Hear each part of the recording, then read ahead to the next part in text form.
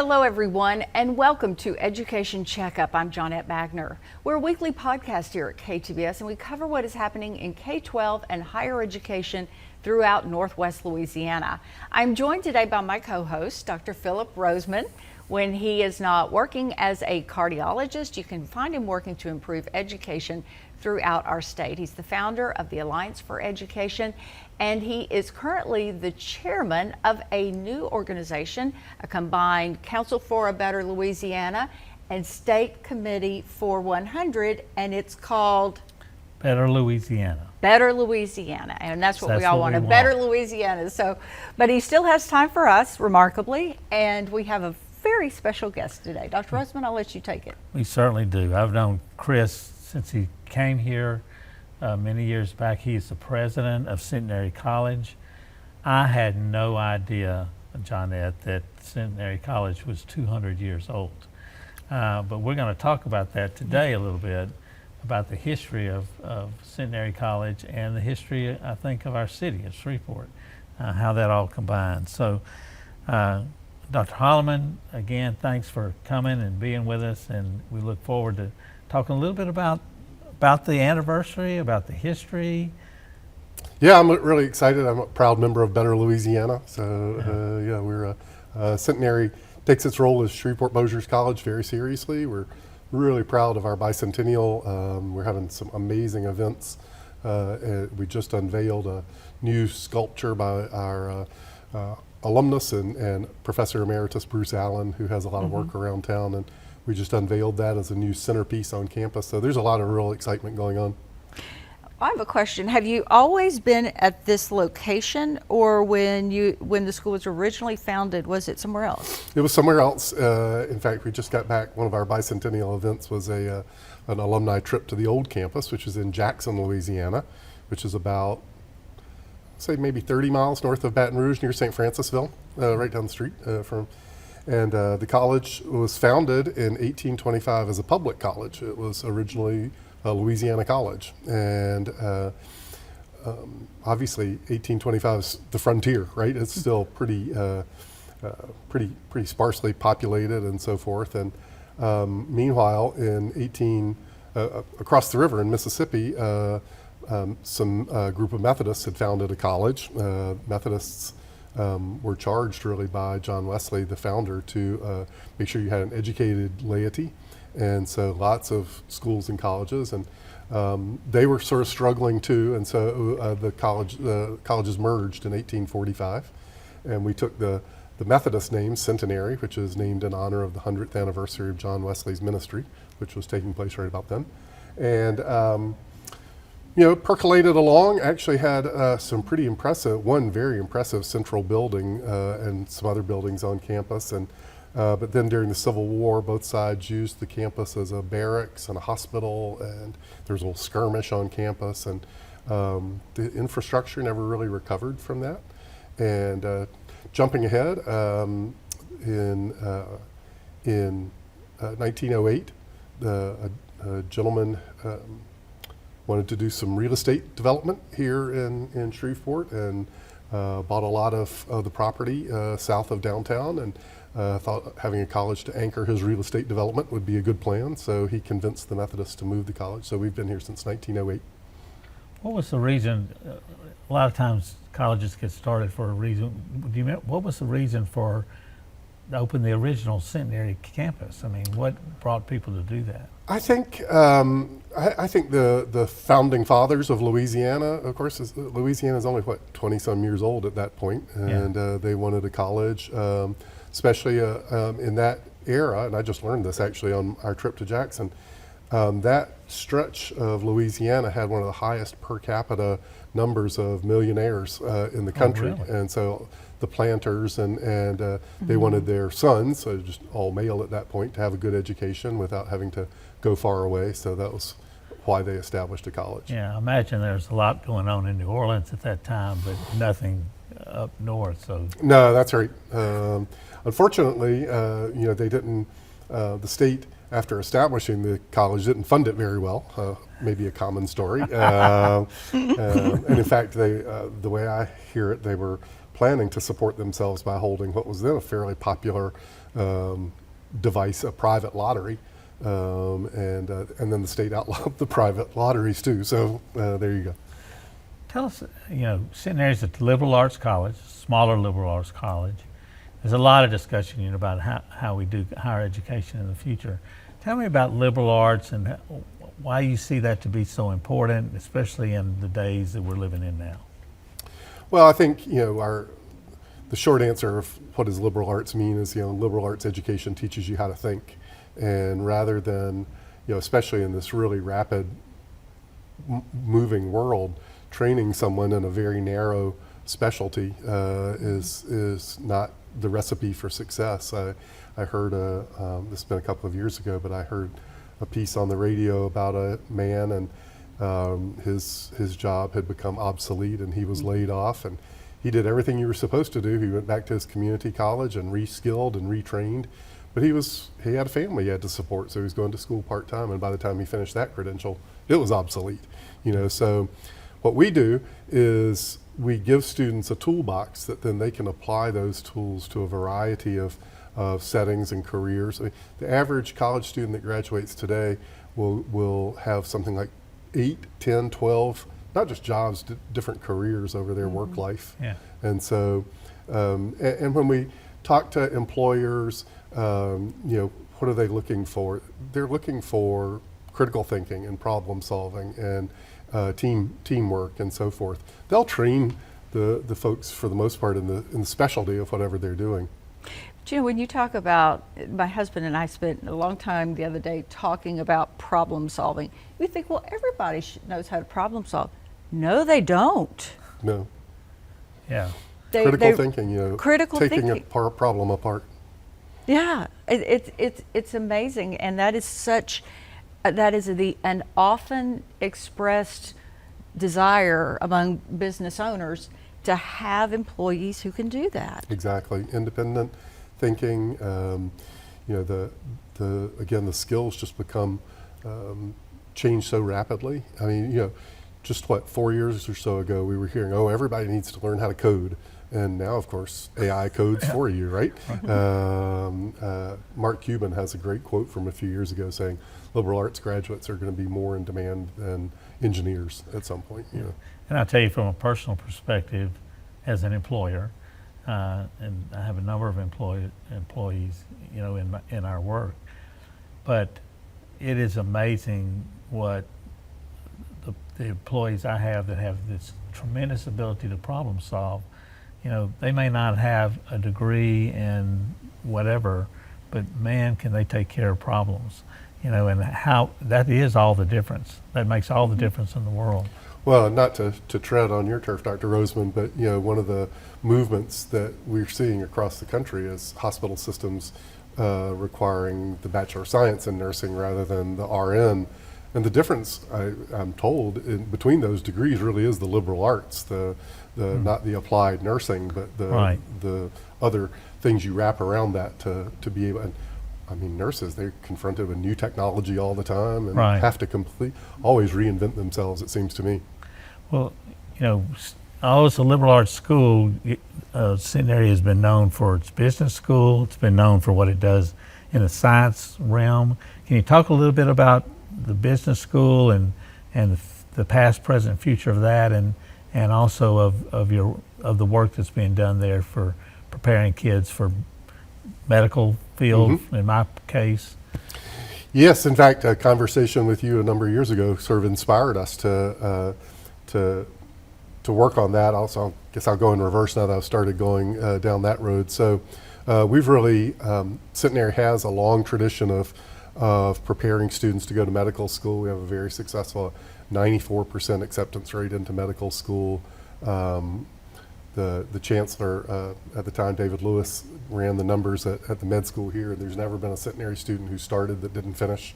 So that's been a real point of pride for a long time. And we've been, over the last, since I got here at 9 years, working to find other pathways for students who come in maybe thinking they're going to medical school and then decide that may not be for them. So we do have agreements with the nursing school at Northwestern, the pharmacy school at ULM, There's a School of Osteopathic Medicine in Monroe, and those kinds of connections.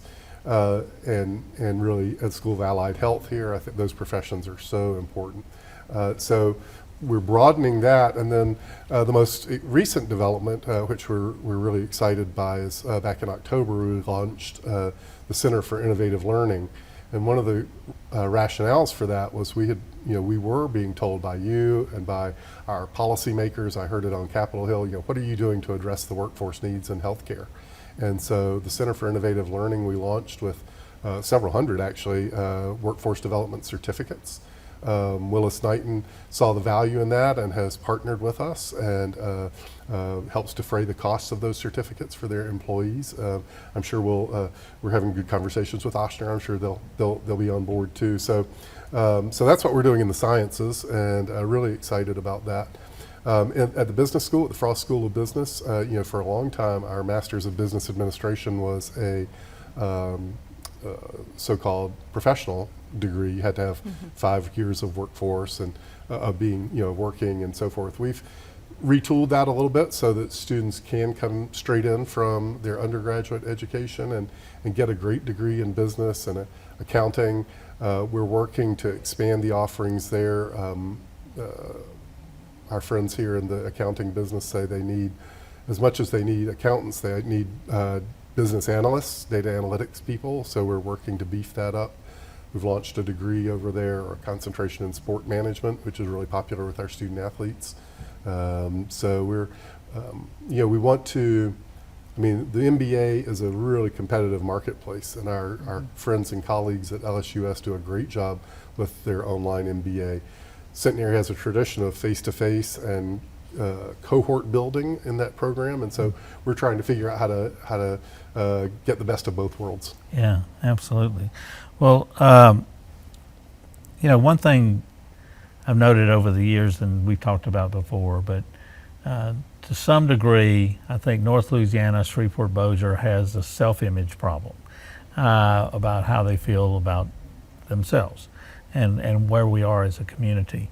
Centenary has been, an ambassador for this area for a long time. Can you talk to me a little bit about the points of pride? Sure, always. Okay. I tell people that's one of my jobs as chief storyteller. And we have so many. We've talked about art, about science and business. Have to lift up our arts programs. Our choir is almost 80 years old, travels internationally every other year, goes out into the communities in Texas and Louisiana in January breaks. One of the best parts of my job is I usually get to travel with them. And last summer we were in Greece, and including some days on a cruise ship, and they performed on the cruise ship. And we had a lady who came up. You know how it is on cruises, you're traveling in packs, right? So we're standing in line together at Ephesus, actually, I think. And this lady recognized my wife from the boat, the ship, and said, "Oh, your choir was so great." She said, "I'm here with a church group from Dallas, actually, as I recall." She said, "I never really thought that the most spiritual thing, following in Paul's footsteps, but the most spiritual thing that has happened was your choir singing." So that was, that's a point of pride for sure. And we do have one of the relatively few accredited art museums on campus, and we're training students in museum management and those kinds of things. I just think being an anchor for the community, we really take that seriously. We take our position as the southern anchor of the Highland neighborhood, seriously, and work to improve that. And we're small but mighty.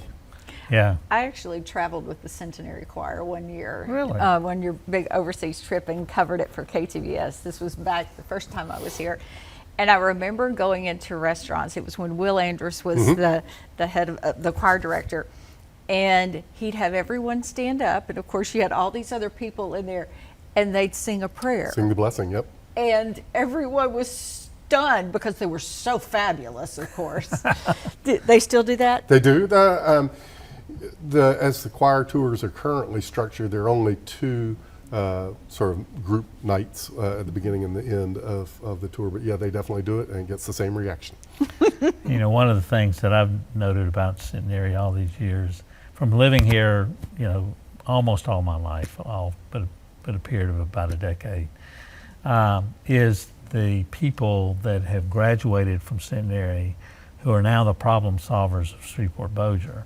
I mean, Centenary has such a place of bringing people together here in this community, and actually building the leadership that exists.